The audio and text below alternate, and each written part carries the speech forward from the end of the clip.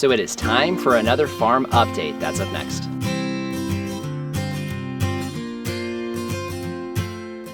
Hello everyone, this is Dwayne with Edge of Nowhere Farm, and we're coming to you here today. It is very early, Sunday, August 16th, 2020. So we wanted to give you guys an update, had a lot of things going on. We've had some really hot weather, and we really want to just kind of show you how the farm's coming along. Right up here in the front, you can see we finally got around to painting the fence up front here. Lori really was being bothered by the fact that the wood color on the cedar rail fence was not matching the rest of the fence.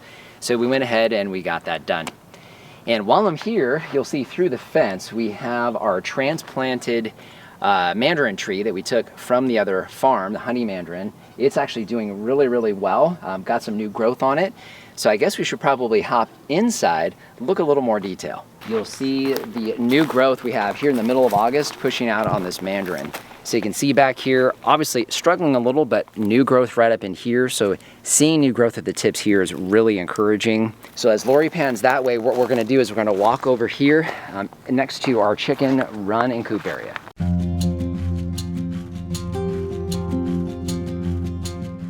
Right here in front of where we have our kumquat trees as a hedge. Now you'll see when we planted our kumquat trees, we had 1, 2, 3, 4. And now we're basically stuck with 3.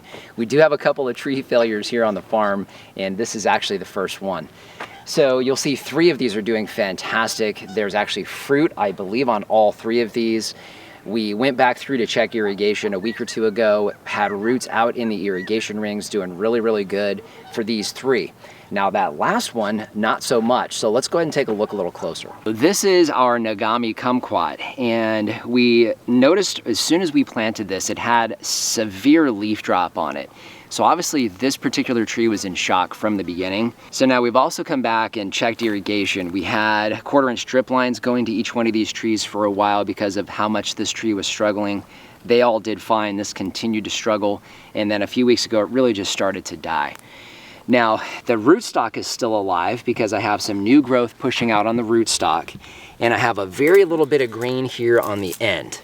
So we did go ahead a week ago and put some fish emulsion on here just as a kind of a last-ditch effort, but we did notice that none of the roots grew out of the root ball that was established in the pot when this was transplanted. So we're really not going to do anything else with it. If it dies, it dies. We can always replace it if we want to. This is the Nagami kumquat, so it's very common. It would be pretty easy for us to replace. So we'll see. We're giving it a shot and seeing how it does. Now, while we're here, we did update our irrigation on a few of these, and it's mainly because of an issue with wildlife chewing on our bubbler heads. We'll talk more about that here, I'm sure. But as Lori slides in, you'll see how we have it set up. So we have a 1/2 gallon per minute bubbler. We have it rocked in so we can't have animals pulling this away to get to the bubbler head. And this will flow into both of these tree rings. If I have a picture of that, I'll show you guys and I'll try to link it here for you. But as far as irrigation, each one of these particular trees, because they're small, I believe these are each getting about 10 to 15 gallons of water every other day. And you can see, with the exception of this guy, they're doing just fine. So let's go ahead and slide right over here. I want to show you our ever-bearing mulberries.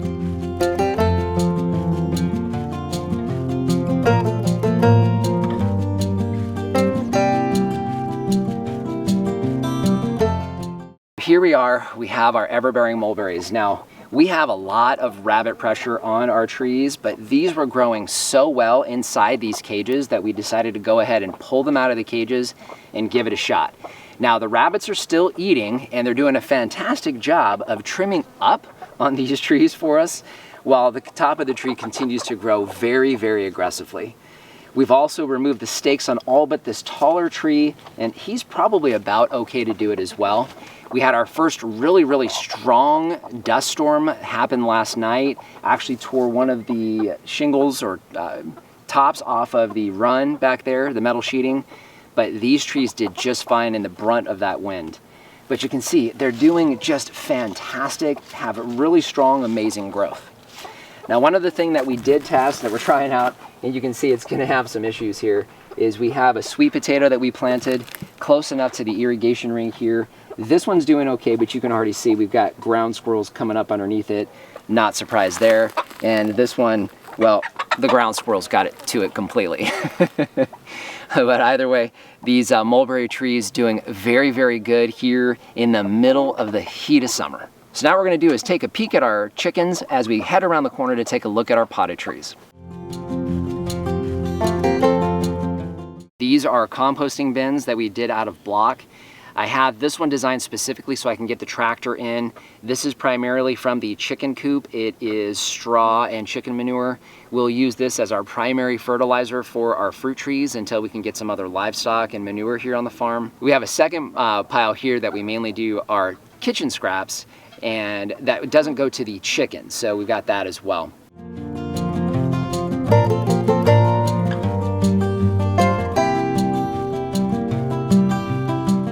I'm not gonna spend a whole lot of time here, but this is our bird bath that we have next to the chickens. We kind of always have it out here for birds. One of several watering tanks we have now. And I've got a yellow shirt on there excited about me, but you can see we're taking care of some bees that I believe are left over from a hive from one of our viewers. So Ben, still looking after your bees. As we head around the corner here, you're gonna see our potted trees, and for the most part, these are doing really well. We placed these specifically so that we had them on the east side of the coop and run area, so they got some afternoon shade. You can see the potted apple tree, a little rough around the edges, but still surviving just fine. Got a few other mulberry trees in here, but something I want you guys to look at, we had a moringa tree that actually survived in a pot through the winter time. You gotta see what this tree's doing. So you can see this moringa tree is actually growing really, really well in the pot. But the reality is, it's also actually growing out of the pot. So here's the taproot. These have really strong taproots, and this is the taproot coming through, was in the wood chips and down into the ground, allowing this tree to grow as much as you've seen it grow here. So we knew that the taproots on these trees were really strong, but to see that, man, that's just amazing. So we're gonna take one quick peek over here at our new pullets, our new laying hens. We don't have any eggs out of them yet, but they're getting close. We talked a lot about how we keep our chickens cool here during the summertime. You can see, not the best conditions, we don't like it either, but we're not ready to mix these two flocks. But as Lori slides in closer, you'll see they're doing just fine. We do give them the chicken swimming pools. We've talked about that in one of our prior episodes. You can see they want some snacks right now. But yet again, no issues with our chickens. We don't lose chickens here during the summertime. Just making sure they have water, making sure they have those chicken foot baths. They're doing just fine. Now, in addition, as Lori looks down on the ground here, it may not look like much, but the advantage we have to these chicken tractors is we have manure that's being put down on what will eventually be their pasture. So this whole area here up to the house will be a pasture specifically for the laying hens and our broiler chickens. So what we have now is manure that I'll be able to actually turn into the soil that'll allow this pasture to get established much more quickly. So now what we need to do is we need to head that way. We're gonna take a peek at our western orchard.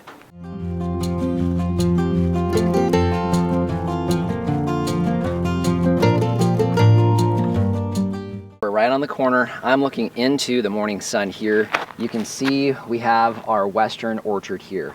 Now, a couple things I'm going to point out. First and foremost, we talked a little bit about water. We are making sure the wildlife that we have coming onto the farm, which is pretty abundant these days, is getting plenty of water. We haven't had rain in several months. It's very hot. We've had record temperatures, and everything is thirsty. So we don't want to see animals suffering, so we're making sure that they have water.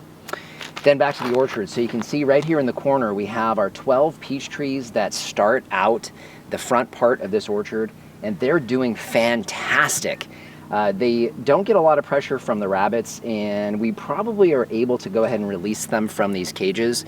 We're gonna do that shortly because they're just busting out of them, but we just don't want to take the chance here in the middle of summer. So give it another month or two and it cools off, maybe we'll remove those. Now, of those 12 peach trees, there is one that's not doing so well. and it's there in the far corner. So let's go over and take a peek at that. You can see we have this one here, and this one, all 4 of these, by the way, are exactly the same. They were planted on the same day. They all were about the same size, same age. They're getting the same water. They had the exact same fertilization. So no differences there, but you can see this tree is done for. When you have broken branches and dry leaves, you've got a dead tree. So we don't know exactly what happened to this. We don't have the time to pull it out and figure out exactly what it is. We will, and we'll give you guys an update on that. I can tell you, given the fact that these trees were all planted at the same time, and you can see it started to grow, and then about 2 weeks ago started to struggle. We did give it a little bit of fish emulsion, just made sure that it was getting water, and that's really about all we'll do for any of our trees. So you can see, definitely have a dead tree here on our hands. My guess is it probably never actually grew outside of the root ball. So as soon as it got a little too big for what that root ball could handle, it basically stopped growing. That's my guess. We'll see when we actually dig it up, but we do have one dead tree on our hands.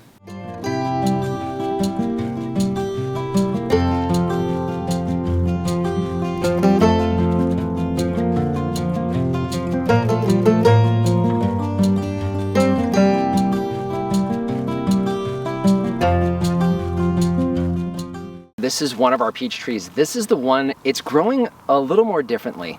The rest of them are very bushy. They get this kind of top flush that comes out of them, but this particular tree is just growing very, very strong, and it has just an amazing push right here at about the 2.5 foot level of this outward growth. Just looks incredible. Can already see kind of how I'm going to come back and do some pruning to open up the center of this tree. But for now, man, just a beautiful, beautiful specimen. You can see I'm just under 6 feet, and this is taller than me. So already a 6 foot peach tree. Now at this point, I should probably say what we're doing as far as irrigation. So all of our trees are on the same irrigation schedule for the most part. So all of our main orchards, our western orchard and our eastern orchard, the trees are getting watered every other day. We do use the flood irrigation. We've pointed that out before, so that bubbler, and they're getting about 15 gallons each time they're watered. So on any given week, they're getting what, about 60 or so gallons, plus or minus, depending on how those even days line up. So quite a bit of water in order to get this type of growth. But we do that for all the trees, and it tends to work very, very well. And you can see, particularly for this tree, it's doing incredible. So we're going to continue to kind of walk through. We have had a couple other challenges with some pests here on the farm, so we're going to talk about that next.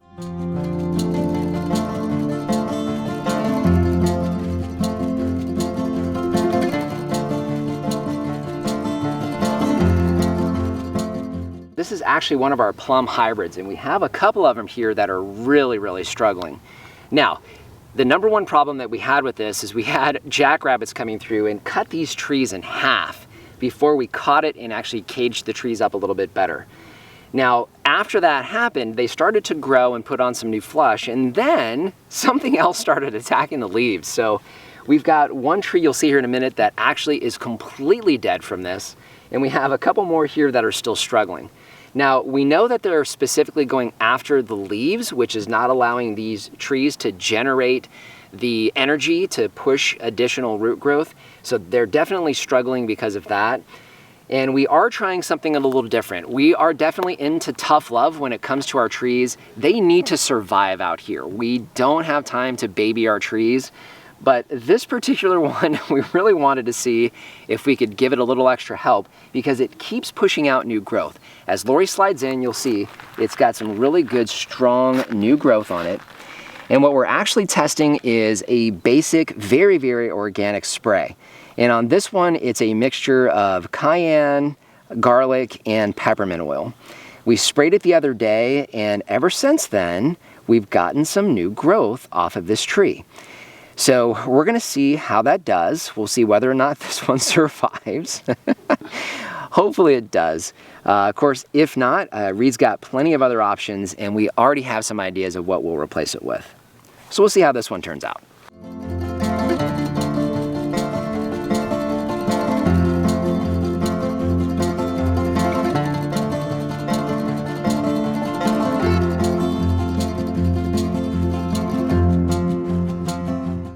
Here's our burgundy plum. So you can see this one, he got cut in half just like the rest of these did, but has come back strongly. I think it's the tallest tree on this side, although that one peach tree is pretty close. It's over 6 feet tall, bushing out really well. It's got some really strong growth in, just looking really, really well. So happy with this tree, it's doing fantastic. Now its neighbor to the other side, not so much. So let's go look at that. We have another tree that struggled, tried again, and then finally died. So this guy here is another plum hybrid, and it's completely dead. So this tree, we already know what it is. It got eaten in half by one of the jackrabbits. It tried to put on new growth over and over again. Whatever it is that's attacking the leaves on this side of the farm finally got to it enough that it finally gave up the ghost. So we lost this one. So this is tree number 2 that is completely dead here on the farm. 2.5 with that kumquat, but this one's a goner. So we'll come back, have to replace that. I don't know that we'll replace it with the same variety. Again, that tough love approach, we really want to have trees that are going to do well here with minimal effort from us, because we have so much other things that we need to get accomplished, but this one's definitely done. So what I want to do, I want to slide back to the end of this western orchard before we head over to the east side, show you one more water tank that we had to put in.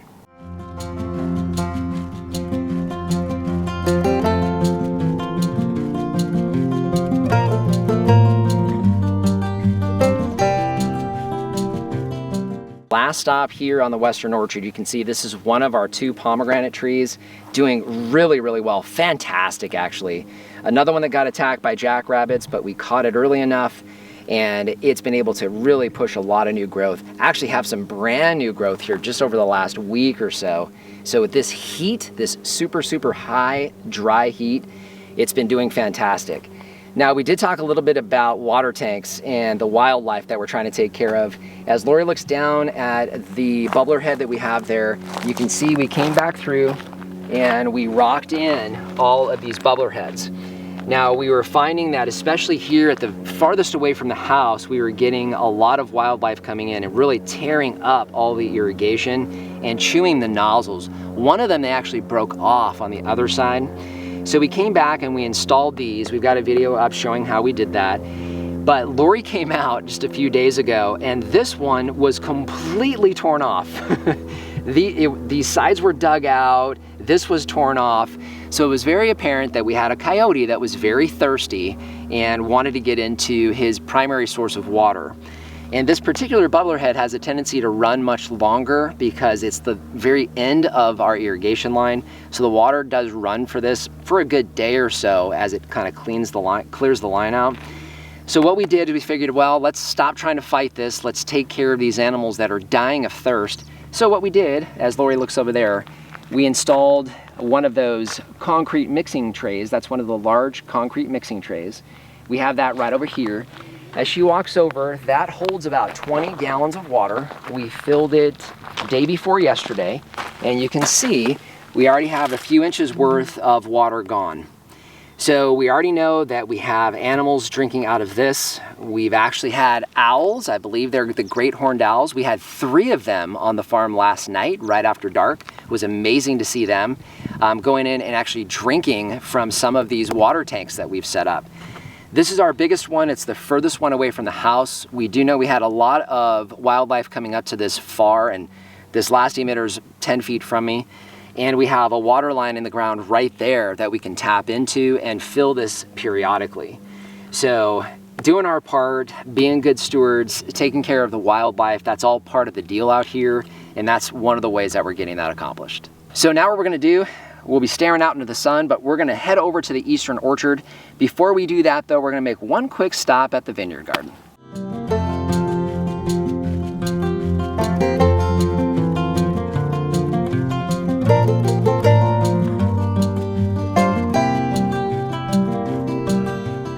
Actually, the house is right behind Lori here. You can see we have a lot of our infrastructure for the vineyard garden in place. Obviously, we already had the beds, but we didn't have the irrigation or the wood chips down for our grapevines. Now we do. So we have emitters, and you can actually kind of already see we're dripping emitters each day to start building the soil down here for the eventual planting of our grapevines to surround our vineyard garden. So basically what we're doing now is we're building soil. So as we dig down into here, you can see right here, if Lori slides in a little bit closer, this is about where the vine's going to be planted. And instead of dry desert soil, I have what is still basically dry desert dirt.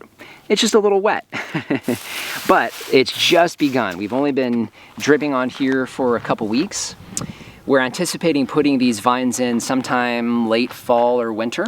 So we have plenty of time to build soil here for our grapevines. In addition, if Lori just pans that way a little bit, we did install some passive rainwater catchment. We had gutters installed on the house itself. And what we did is we actually used a 4-inch drainage pipe that came down from the downspouts, and we have it coming down here into this spillway. And the spillway leads right into the swale that we installed right here in front of the vineyard garden. So that will capture water if we ever see rain again and help to push that water down into the ground and keep it here on the farm. We want to keep as much water as we can on the farm and push it down into the groundwater or our aquifer. Now what we need to do is we need to head that way. We're going to head over to the east side.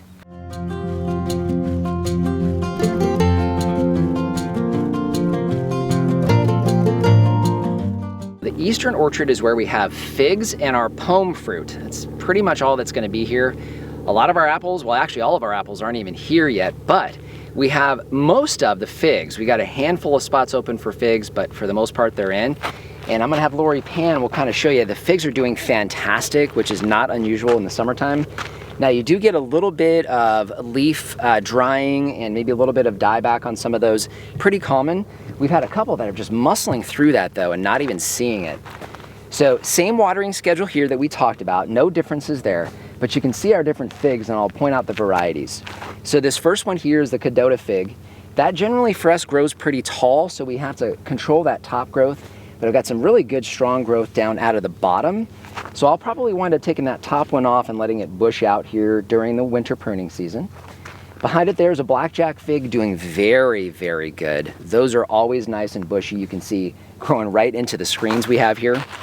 As we continue to go, we have these two center ones here. The first one is a mission fig. This will be the first time we've had a mission fig on the farm. We're really excited about that. We got that one from Reed at RSI Growers. That's here in the front. Back behind it is a brown turkey fig. We're very familiar with those. You guys are as well if you follow us when we're talking about our figs. We had 2 of them at the old farm that did fantastic. And then the last 2 back there on the western side of this, on the right-hand side, we have a panache fig. So that one's doing good. That has a tendency to grow more vertical, and you can see that in its growth pattern here. And then in the far corner there, we have a Peter's honey fig. Now the Peter's honey fig, that one has a tendency to grow more vertical as well, we've noticed, a lot like the Cadota. So I'll have to come back down and knock that one down here during the winter pruning season. But overall, figs are doing great. One of the things that we definitely have to come back and do is remove these cages off the figs. Now, I'm not ready to do that yet. We know we still have a lot of jackrabbits and that type of thing back here. I don't want these getting gnawed on right now. So we're gonna leave them for now, but you can see they're just busting out of these larger cages. These look really good. What we're gonna do now is we're actually gonna look at our pears. We have several pear varieties. One thing you're gonna notice about these pears is the pears are growing very vertical. In fact, they've almost given up on the branching down at the base and really focusing on that upward growth and really pushing that upward growth. You can see that in every single one of these for the most part, just growing almost completely vertical. Very little branching at the bottom of these trees. Now, one of the things that we did at the old farm is we basically did an open center pruning on everything. But one of the things we're finding is with pears in particular, they really resist that. They're going to continue to grow vertically, and all of these varieties are fall pome fruit. So one of the challenges we have is getting that pome fruit through the summer death that occurs in fruit and into the fall. So we're hoping that maybe a more dense canopy, more vertical canopy, and a central leader system will be beneficial. And you can see the trees, they're already wanting to do that. So we're gonna leave the eastern orchard and we're gonna head up to the berry area.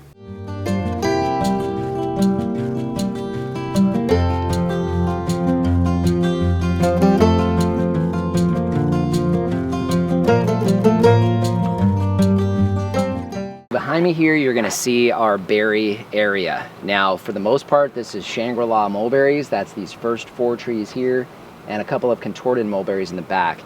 And from this view, I guess you can see and tell these trees are doing amazing. Now, we have experience with Shangri-La mulberries. We had one on the other farm, and it did really well. But one of the things we noticed right away is each summer, it would have some dieback. It would have some leaves that would crisp up and fall off, and it would actually lose some of its canopy, only to come back in the fall with that fall flush. With these, we're seeing almost none of that. They're doing really well without it. Now, a couple differences. The biggest one would be the amount of mulch we have around these trees. And then these are also trees that we actually air layered off of our old tree. So I'm wondering if maybe it actually gave some immunity to that summer. I don't know if that's actually the case, but either way, I like to think it might be. But these trees are doing great. What I'm gonna do, I'm gonna have Lori slide in. Let's talk a little bit about irrigation. So these trees are now on their full irrigation schedule. We had some 1/4-inch strip line running up to the tree, and then obviously with this growth, we could just tell, and knowing that mulberry trees are very aggressive with root growth, that we'd be able to go to standard irrigation. So that's exactly what we did. You'll see this is the same as what you saw with the kumquats. So we have our 1/2 gallon per minute bubbler head here rocked in so that it doesn't move. And this is now emitting water into this entire tree ring. So now one of the things that we did is we did substantially increase the amount of water that these trees are getting, because they're still young. And we want to make sure that these wood chips get plenty of water to break down so that eventually we won't need to water as much. So these trees are getting their full watering, which is about 90 gallons a week. So right now we're doing that twice a week for the first couple weeks, just to make sure we saturate all of the wood chips down underneath where I'm standing now. And then they'll be on a once a week at about 90 gallons per week. So lots of water here in the beginning to get them established. So far, they're responding really well. And even this last tree, which has been struggling a little bit, if Lori slides in, you'll see it's pushing out brand new growth here in August. So to see this on a Shangri-La mulberry with record 110-degree days and no rain here in Arizona is amazing. One other thing that I want to show you, I'm going to dig down into the wood chips here. I want you to see what kind of soil this is actually creating.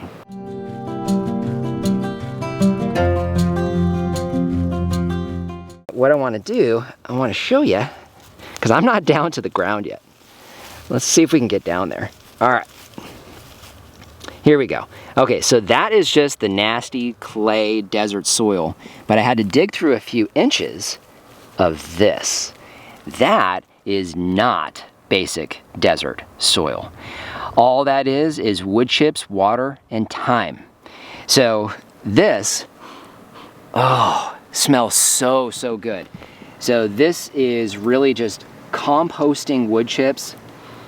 Oh, that smells just like fresh soil, like just a wonderful compost that you would have down here growing in this tree ring.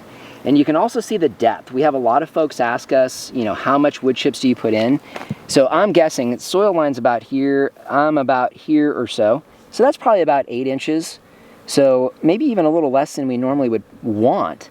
But you can see what's happening is with this flood irrigation and this deep mulch, down at the bottom where that water seeps through the wood chips, you can see it's just creating this amazing soil for these trees to send their feeder roots out into.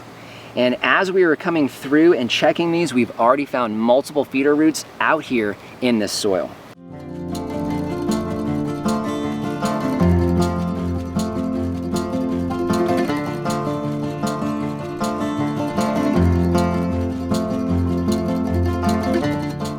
Here we are, we're in one of our blackberry beds. So now, obviously this is not a blackberry, this is actually a sweet potato, but it's where we're creating soil for our blackberries that we plan on bringing in this fall through winter. Now, obviously the goal here is establishing soil for those blackberries. We've been doing that for the last few months, and we've attempted to plant a couple of sweet potato slips in here, and those failed. Now, what we noticed is they were being attacked. I'm assuming it was ground squirrels or mice. One of the two were eating them down to a nub and they weren't successful. So we decided once the sweet potato we were getting slips from started to get a little bit of mold on it in the house, to go ahead and just drop it in here as compost. Well, we water this every other day to establish that soil, and what comes up? Multiple sweet potato vines.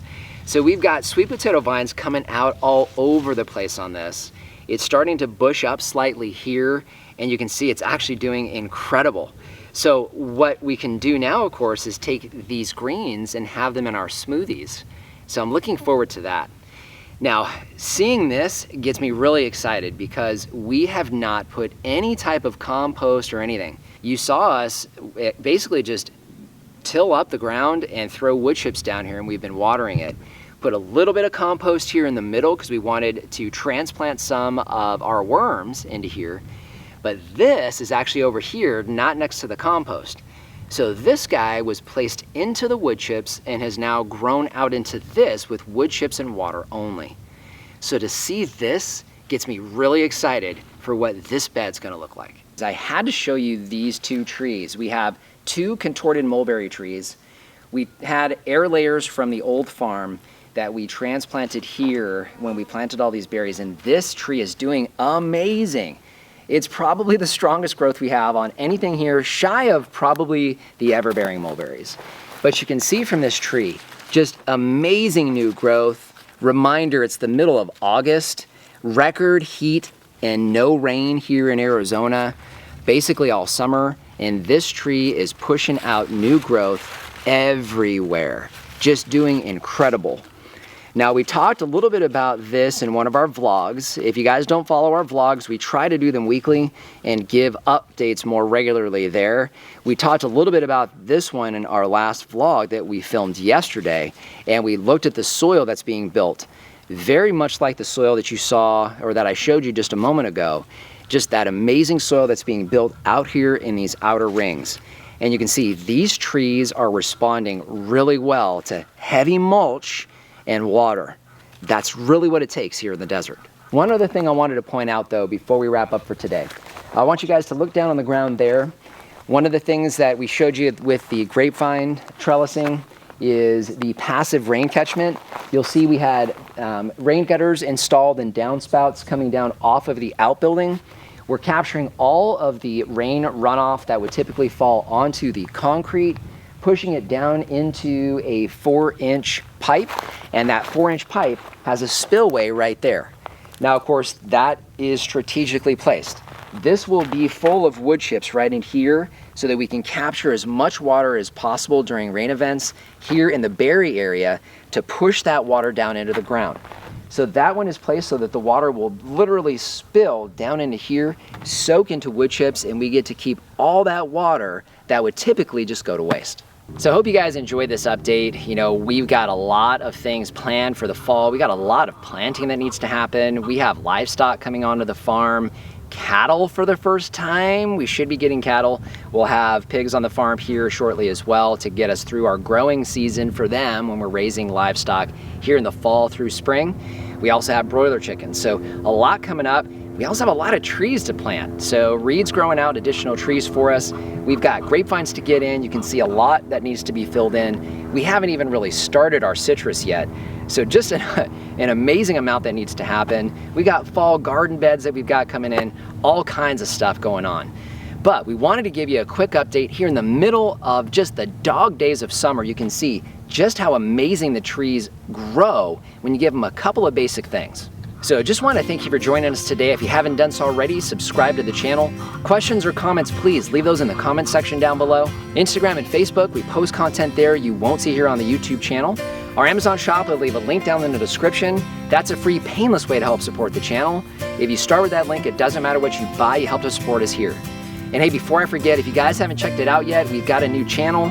It's the Healthy Farm Living channel. I'll leave a link down in the description for that as well. That's where Lori and I share with you the backside of all this. So all the things we do to stay healthy. We want a healthy farm so that we can remain healthy as well. And we want to share that with you also. So just want to thank you for joining us today and remind you, if we can farm on the edge of nowhere, so can you. Now we've also come back, it's not going to leave me alone, that we mainly do the chicken scratch, or the chicken, it is chicken scratch. by... Sorry, something was crawling on me. Lori was getting attacked by something. It wasn't me for a change, that's weird. I mean, not in an abusive way. Can I say in a sexual way? Anyways, okay, where was I? I know, now you've got my mind on something not gardening. Okay.